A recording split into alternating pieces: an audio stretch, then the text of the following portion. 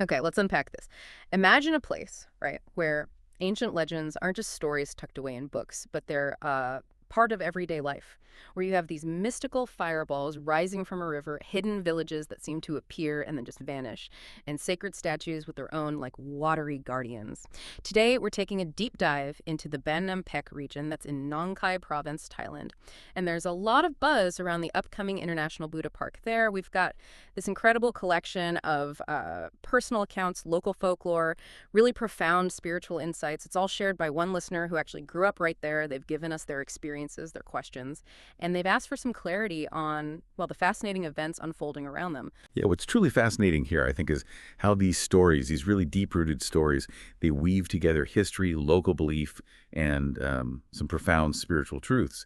So our mission really is to navigate these intriguing narratives, help you maybe discern the extraordinary from the everyday, understand the deeper meanings behind these phenomena.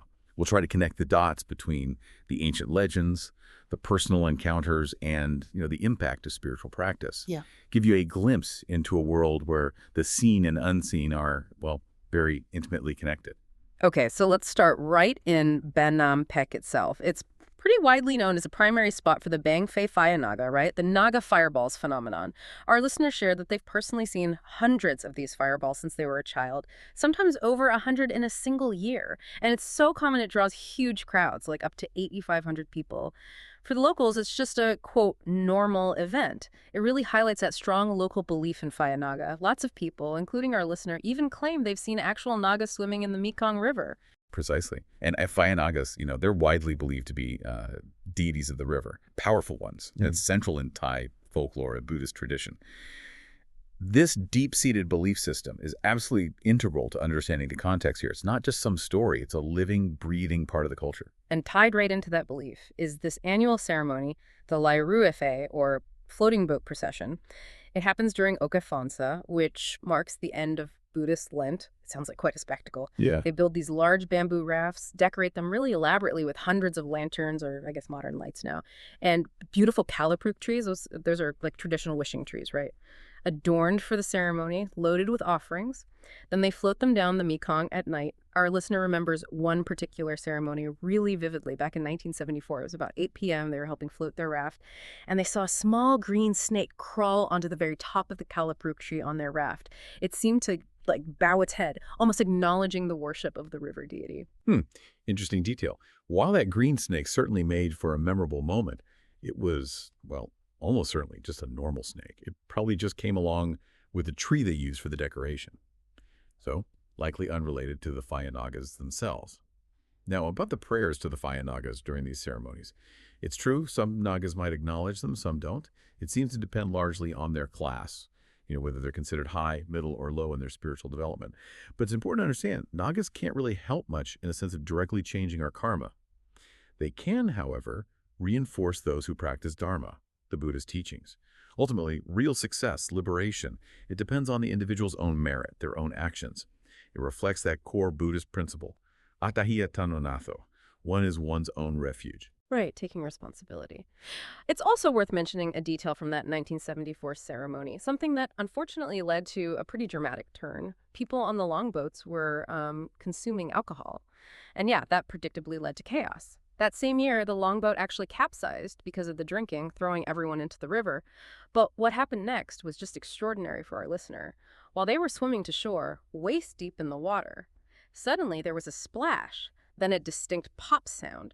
And right there, directly in front of their eyes, 3 Naga fireballs emerged, one after another. They rose up to about the height of a coconut tree, then just vanished. Our listener was understandably astonished, a mix of excitement and fear, wondering if a Fire Naga was literally right beneath them in the water. They personally counted 27 fireballs that night, even though hundreds apparently appeared across the river. That was, yeah, without a doubt, a real Naga fireball experience. What's fascinating about these phenomena, these fireballs, they're described as semi-gross, semi-subtle, meaning they kind of bridge the physical and non-physical realms. They originate subtly, but manifest visibly. And they can appear from underground, so the depth of the water, totally relevant.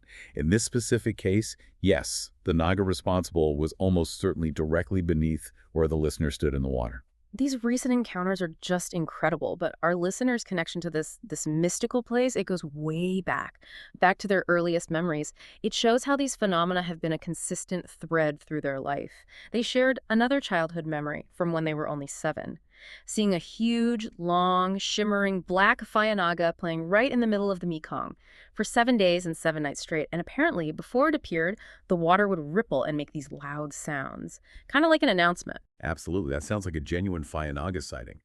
What's noteworthy, though, is that such prolonged public appearances, well, they were perhaps more possible back then. It's said that humans during that era, generally speaking, possessed greater virtue, more morality compared to now. Today, with, as the source puts it, alcohol widespread and vices abundant, the conditions for those kinds of direct interactions have arguably changed. If we connect this to the bigger picture, Nagas generally prefer playing underwater in their underworld city, as they call it. It offers more privacy. They typically don't like humans seeing them. They can be quite wary of us, actually. Sightings usually only happen when eye sense aligns and merit allows. Basically, when a person's spiritual state and past good deeds create the right conditions for that rare observation. And to clarify the geography, the area under the Mekong around Ban Nam Pek and another spot, Woan Frasuk, yes, that is indeed considered a Naga city. That's why you see a higher concentration of fireballs there. Many Nagas who keep precepts, meaning they follow Buddhist principles, find that area peaceful. Oh, and the water swirl at Woan Frasuk. That's likely just a natural thing, water flowing, hitting obstacles, not directly related to the Nagas. Okay, so beyond the Naga encounters, which are documented, our listener also shared accounts of things that are harder to explain conventionally, suggesting other unseen forces might be at play there. Her husband's 3 friends, for instance, they were driving to the listener's house sometime between 10 p.m. and 5 a.m., and they claimed they saw this brightly lit village stretching along the road from Ban Nong Kung to Ban Nam Pek.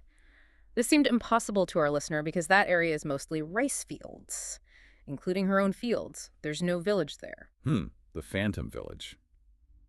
According to this interpretation, it was quite real. It was a village of earth deities, or Fumathiwa. These are nature spirits, essentially, who are devoted Buddhists. They apparently appeared to the friends because their eye sense aligned, as we discussed before, and also because these deities can be a bit playful, maybe wanted to tease them. These particular deities are apparently quite delighted about the new Buddha Park project, though they aren't, directly involved in building it or anything. And kind of along the same lines, another friend of the listener's husband, a woman this time, she experienced her car lights just dying while driving through that exact same area at night. Then, after she passed through, they just turned back on. Strange. Yes, that incident with the car lights, again, attributed to these same playful earth deities. It seems they just enjoy teasing humans sometimes. Minor supernatural pranks, if you will. It's their way of interacting. Our listener also had this really significant dream sometime between 1980 and 1991. She dreamt of a very large, clear, crystal Buddha statue, like the famous Phra, that Phanam Stupa, enshrined at Wangwer Suk. In the dream, the statue actually called to her, and she knelt down and chanted Itapiso. That's a key Buddhist chant, right? That's right, homage to the Buddha. And there were 6 nuns nearby her in the dream. This dream sounds like a profound foreboding, an omen, really, indicating that this specific area is destined to become a significant center for international Buddhists. And what's truly insightful, how these spiritual events can echo in our physical reality. In the very same year period as the dream, that specific area became covered in lotus flowers, which had never grown there before, and they continue to grow there now. This is seen as another foreboding sign for the Buddha Park. The lotus, as you know, is the universal flower of enlightenment. It symbolizes the coming together of meritorious Buddhists, people drawn to practice. Okay, now let's get into the legend of those 3 sacred Buddha statues, Frasuk, Frasai, and Fraserm. This is quite a story. So the legend goes, monks and lay people tried for 7 whole days to melt the gold needed to cast them, but without any success. Then, on the 8th day, only an elderly monk and a novice were left stoking the furnace. Suddenly, these white-robed nuns called Chipakao, they're devout female practitioners, they just appeared. They volunteered to help, and miraculously the gold finally melted, allowed the statues to be cast, and then, just as quickly as they appeared, the white-robed nuns vanished. And interestingly, only one of those statues, Frasuk, remains submerged in the Mekong today. Yes, and this is where the story gets even more profound, really connecting the realms. Those white-robed nuns. They were actually Fire Nagas in disguise. They wished to participate in making these sacred statues, understanding the immense merit involved in such an act. Now, interestingly, they specifically allowed the lay people present to see many of them. But according to their will, the monks and the novice only saw one. Their inherent spiritual power was what actually caused the gold to melt. It wasn't just mundane fire. And once the statues were successfully cast, they simply returned to their underworld realm. Wow. Okay, so later there was an attempt to retrieve Fra Suk from the water. A monk named Fra Cruz Suanakunwasai performed a ritual to invite it up.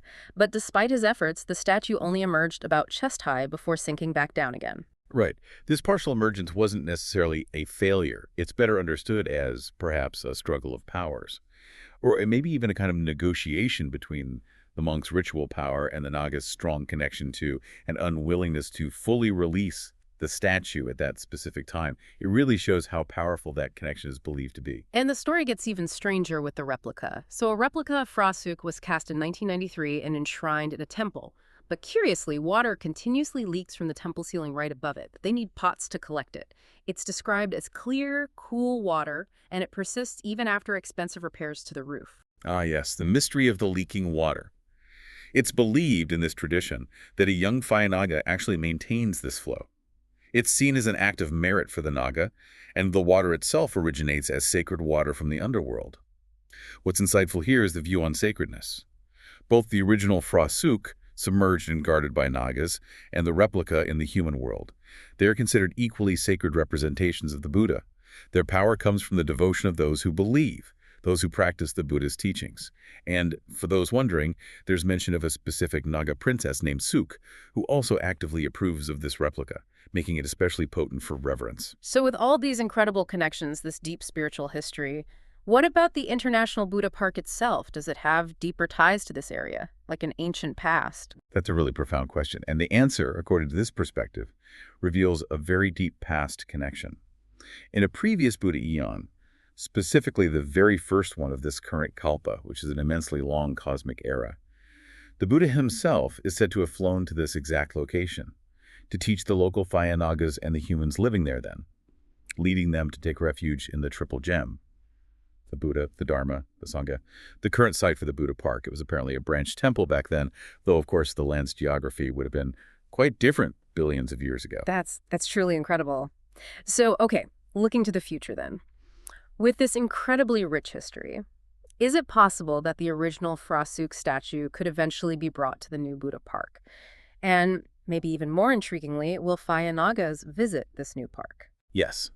According to this view, both are certainly possible. If enough merit is accumulated by the park's builders, its supporters, and crucially, if the current guardian Nagas agree, then yes, Fra Suk could indeed be invited to be enshrined at the Buddha Park. And absolutely, Fire Nagas can transform into humans and visit the park if they wish. Remember, their bodies are semi-gross, semi-subtle. It's similar to how they were able to help cast those ancient statues.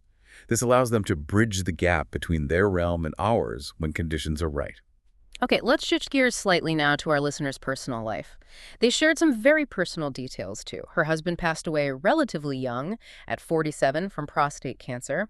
He was apparently very supportive of her Buddhist practice. They had 2 sons together, and she also raised her brother-in-law's 3 children, treating all 5 as her own. Quite a commitment. Yes. According to the principles of karma within this tradition, his specific illness, prostate cancer, and his shorter lifespan. These are understood as consequences or karmic results stemming from specific actions in past lives. Things like perhaps taking life, maybe killing animals for food or for sale, or even killing humans, combined with perhaps karmic patterns of promiscuity over many lifetimes. It's believed he's now experiencing a much better birth as a handsome deity in the Tavatimsa heaven, specifically on level 3. That's one of the higher heavenly realms in Buddhist cosmology. He has received the merit that's been dedicated to him, which is wonderful. But he apparently feels his own merit. The good deeds he accumulated as a human was kind of small compared to others there. So he expresses regret for not making more merit when he had the human opportunity, and desires more merit to be dedicated from Earth. As for the family connection, it said that our listener and her 5 sons, the 2 biological, the 3 adopted, they were connected in past lives. They acted as provisioning troops for the Sangha, meaning they were significant supporters, providing resources for the monastic community. Though maybe inconsistently. So now that they've reconnected in this lifetime, the aspiration, the advice for them, is to really strive to make full merit in every good deed they do, and to aspire together to be reborn in Dusit Buri, which is a specific heavenly realm often associated with future Buddhas and their most devoted disciples, a very high aspiration. That's a lot to take in. Finally, our listener asked about a special item they have. It's called the Huan Yai coin, which means concern, a rug.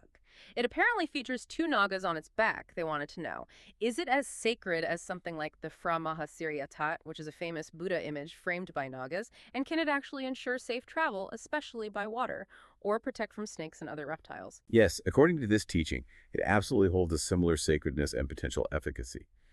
But what's really insightful about this Wanyai coin, its power isn't just inherent in the object itself. It's deeply connected to the user's mind, their conviction, their faith. To really activate its protective power, the guidance is to place it at the body center. Perhaps hold it there or wear it there. Then, calm the mind. Hold really strong faith in the Buddha. Visualize the Buddha within yourself and consistently recall that visualization. Maintain that connection. When a wish is made, like for protection, with this focused intention, this kind of subtle voice or mental energy reaches the creators of the gift, the spiritual beings associated with it. And this ensures wishes can be fulfilled. So yes, the coin can indeed provide protection, including from snakes and other crawling creatures, if that strong mental connection and faith are maintained. It's a tangible reminder, really, that in many traditions, our internal state, our conviction, is just as crucial, maybe even more crucial, than any external object or tool for manifesting intentions or receiving blessings. Wow. What an absolutely incredible journey we've taken today. From these ancient, powerful legends to really deeply personal encounters and dreams, all rooted in this unique spiritual landscape of Ban Nampik. It just paints such a vivid picture of how this unseen world can, and apparently does, interact with our everyday lives there. It really does. And stepping back, thinking about the bigger picture, what we've explored today kind of shows how these unseen worlds, these profound spiritual principles, they seem to be deeply interwoven with our physical reality, often revealing themselves through, remarkable events, powerful symbols like the Naga fireballs or that sacred water. It really makes you wonder, doesn't it? It certainly does. So here's a thought to leave you with. What is that line between the mystical and the mundane, what we think of as normal? What if it's far thinner than we often perceive? How might a deeper understanding of these ancient traditions and maybe the power of our own intention and awareness allow you to see more of the extraordinary in your own everyday life?